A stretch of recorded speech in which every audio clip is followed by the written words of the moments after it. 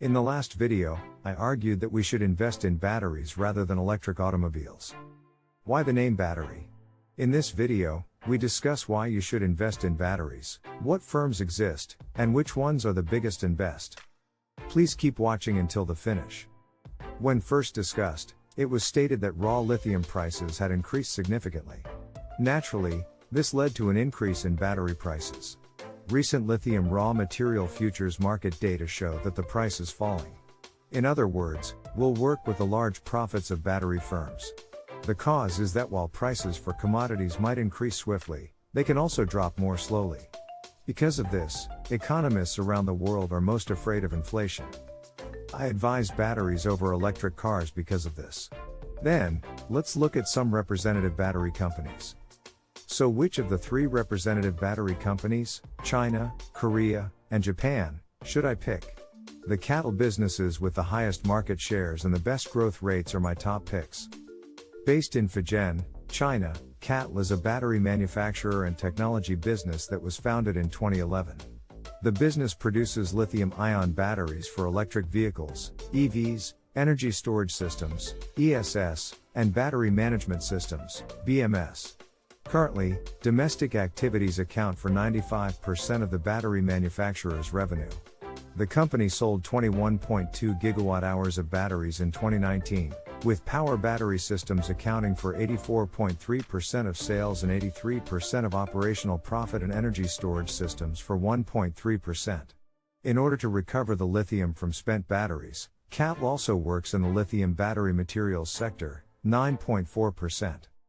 Demand was also strong despite ongoing quarterly price increases for key raw materials including lithium, cobalt, and nickel. A re-evaluation of the company's battery technology and quality is likely to result from the usage of lithium iron phosphate, LFP cells manufactured by CATL in Tesla's Model 3.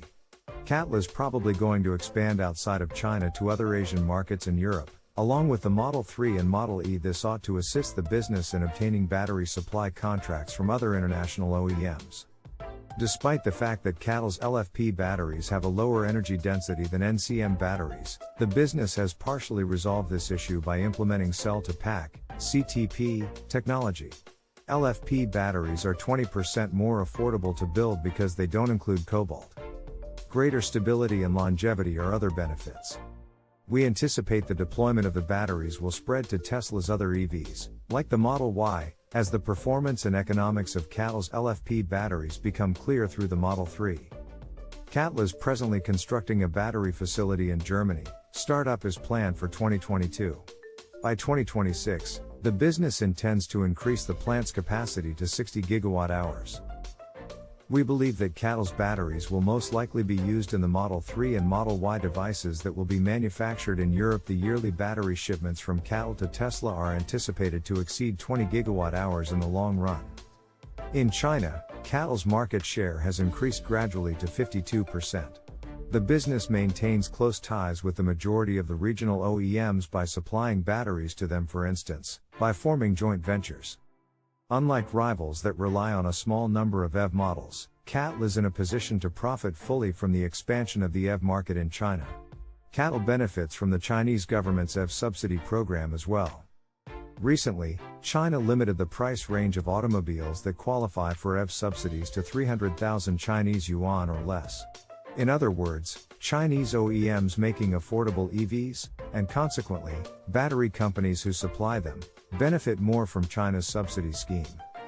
We think CATL is well positioned to sustain its leadership in the Chinese market, thanks to OEM relationships and government assistance. Joint venture partnerships are successfully made mutually helpful by CATL in that they are also mutually beneficial. 1. Dependable client. 2. Reduction of financial burden brought on by excessive investment in exchange facilities. 3. Partnering to circumvent Chinese market regulations.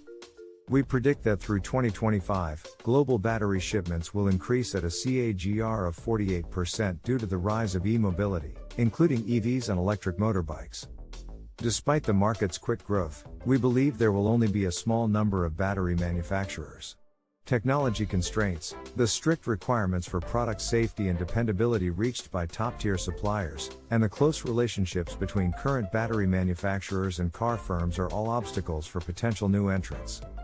Therefore, we anticipate that key suppliers like CATL and LG Chem will continue to rule the worldwide battery market.